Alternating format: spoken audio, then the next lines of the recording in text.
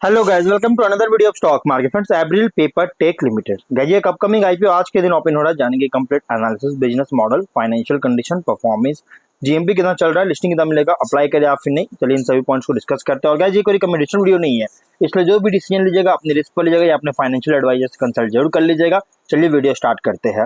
IPO 29 अगस्त open हो रही है आज के दिन। 2 सितंबर क्लोज किया जाएगा। 3 डे आईपीओ 10 रुपीज का, फेस वैल्यू 61 रुपीज पर शेयर की, प्राइस बैंड 2000 शेयर्स की, lot size, fresh capital IPO है।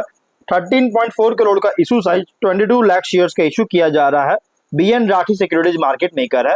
Fixed price IPO BSE SME पे लिस्टेड किया जाएगा। अलॉटमेंट डेट फाइनलाइज किया गया है 3 सितंबर का। 4 सितंबर रिफंड रिलीज किया जाएगा। शेयर्स डीमैट अकाउंट में क्रेडिट होगा। 5 सितंबर लिस्टिंग डेट रखा गया है। इंडिविजुअल ओनली 2 लॉट अप्लाई कर सकते हैं। 4000 शेयर मिलेंगे। 2.4 लाख रुपीज पे करना पड़ेगा। एचएनआई इसमें जो कि स्मॉल और बिग दोनों, स्मॉल एचएनआई और बिग एचएनआई दोनों इंक्लूड है, जो कि 3 टाइम मिनिमम 3 लॉट अप्लाई कर सकते हैं। 3.6 लाख रुपीज पे करना पड़ेगा। मैक्सिमम का कोई लिमिट नहीं है। और गाइज, अगर हम बात करें प्रोमोटर की, तो विपुल दोबारिया, अश्विन भाई लाथिया और प्रिंस लाथिया इसके प्रोमोटर। शायद हो सकता है मैं इनके सरनेम को अच्छे से प्रोनाउंस नहीं कर पा रहा हूँ, क्योंकि सरनेम मुझे थोड़ा सा ट्रिकी टाइप का थोड़ा लग रहा है, इसलिए मैं अच्छे से प्रोनाउंस नहीं कर पा रहा हूँ। अब प्रोमोटर होल्डिंग का प्री इश्यू 85.2%, पोस्ट इश्यू 61.7% का ऑफर किया गया। एचएनआई और रिटेल इन दोनों के सिर्फ ऑफर दिया गया। 47.4% ईच ऑफर दी गई है। अब अगर हम इसके जीएमपी की बात करें, तो कंपनी का जीएमपी 4 रुपीज का ट्रेड करा। 6.5% का लिस्टिंग एक्सपेक्ट कर सकते हैं, जो कि बहुत ही मिनिमम लिस्टिंग मिलने के चांस है। एस्टिमेटेड लिस्टिंग प्राइस 65 का और एस्टिमेटेड प्रॉफिट 8000 रुपीज का हो सकता है। बिजनेस की बात करें, तो इसके बिजनेस की बात करें 2023 में इनकॉर्पोरेट किया गया था, जो कि कंपनी जो है one of the leading manufacturer है सब्लिमेशन हीट ट्रांसफर पेपर का, जो कि डिफरेंट टाइप्स ऑफ पेपर को जो है मैन्युफैक्चर करता है।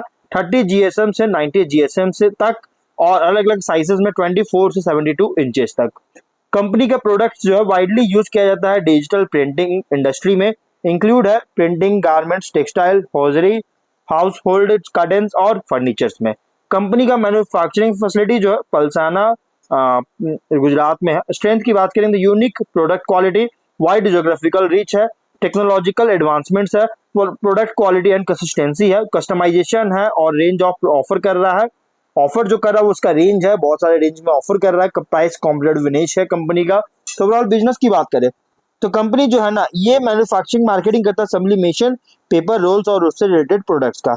और यहाँ पे अगर हम फाइनेंशियल की बात करेंगे, तो कंपनी का जो फाइनेंशियल है, देखिए 23 में इनकॉर्पोरेट हुआ था, इसलिए कंपनी का 23 में इनकॉर्पोरेट हुआ। तो गाइस, पहले हम लोग बात कर रहे थे यहाँ पे एसेट्स, नेटवर्थ, रिजर्व्स, डेट का। तो एसेट्स था 13 करोड़ का इस बार देखने को मिला। नेटवर्थ 10.5 करोड़ का, रिजर्व 4.7 करोड़ का, डेट है 1 करोड़ का। वहीं अगर हम रेवेन्यू प्रॉफिट की बात करेंगे, तो कंपनी का 23 में अगर देखा जाए तो उसका रेवेन्यू था 18.3 करोड़ का। पीएटी था प्रॉफिट 50 लाख का, मतलब 48 लाख का। 24 में 6.8 करोड़ का रेवेन्यू, 43 लाख का प्रॉफिट। 25 में 61 करोड़ का रेवेन्यू, 1.4 करोड़ का प्रॉफिट। फाइनेंशियल देखे जाए तो 23-24 में स्टैग्नेंट परफॉर्मेंस था, मतलब कि बहुत बुरी तरह से, मतलब कि स्थिर देखने को मिला, स्टेबल परफॉर्मेंस था। लेकिन उसके बाद 25 में सरप्राइजिंग बूस्ट हुआ टॉप लाइन में। इसके साथ साथ क्वांटम जंप हुआ बॉटम लाइन में। और ये सिर्फ डाउटी क्रिएट नहीं कर रहा है, बल्कि सस्टेनेबिलिटी को लेकर एक कंसर्न रेज कर रहा है। सॉरी, यहाँ पे 24 का जो डेटा यहाँ पे निकल के आया, प्रॉफिट जो रेवेन्यू जो निकल के आया 6.8 करोड़ शो कर रहा है। एक्चुअली 24 में 25 करोड़ का रेवेन्यू था और 93 लाख का प्रॉफिट था, जो कि बाय मिस्टेक यहाँ आई थिंक 5 पैसा की वेबसाइट पे करेक्शन थोड़ा नहीं किया गया, करेक्शन नहीं है, मिसप्रिंट किया गया। लेकिन फिर भी गाइस, कंपनी देखिए तो बहुत स्टैटिक परफॉर्मेंस था 23-24 में, लेकिन 25 में सरप्राइजिंग बूस्ट हुआ। और इस डाउटी क्रिएट नहीं कर रहा, बल्कि सस्टेनेबिलिटी को कंसर्न रेज कर रहा है। इसके अलावा अगर हम बात करें इसके कुछ रेशियोज का, ROE 18%, ROC 16.4%, debt to equity 0.1 time, RONW 13.4%, PAT EBITDA margin 2.3 और 3.3%, PB ratio 3.3 time, PE ratio 25 time का है। और उसके अलावा अगर देखा जाए तो प्राइस बैंड जो रखा गया है ना, बहुत ही हेफ्टी प्राइस रखी गई है गाइज। और इसलिए, और एक स्मॉल इक्विटी बेस आईपीओ जो कि इंडिकेट कर रहा है कि मेन बोर्ड में माइग्रेशन लेने में एक लंबा टाइम ले सकता है, इसलिए गाइज एक बहुत रिस्की आईपीओ है। अब इसमें कुछ और इसकी पॉइंट क्या, तो ऑपरेट जो कर रहा है सिंगल फैसिलिटी से ऑपरेट कर रहा है, जो कि सूरत गुजरात में है, और एक ज्योग्राफिकल कंसंट्रेशन रिस्क क्रिएट कर रहा है। रॉ मटेरियल प्राइस फ्लक्चुएशन या फिर सप्लाई शॉर्टेज के कारण बिजनेस ऑपरेशन इंपैक्ट कर सकता है।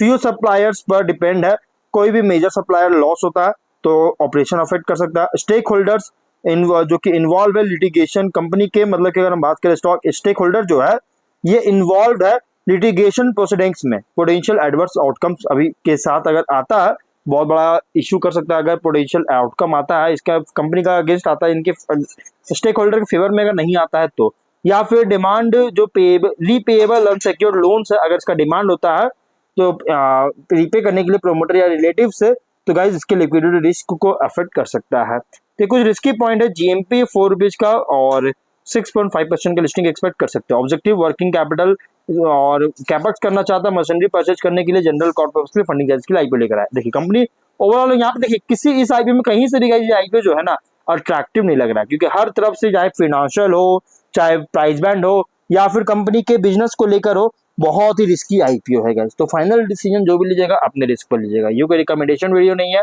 तो मिलते हैं नेक्स्ट वीडियो में, बाय।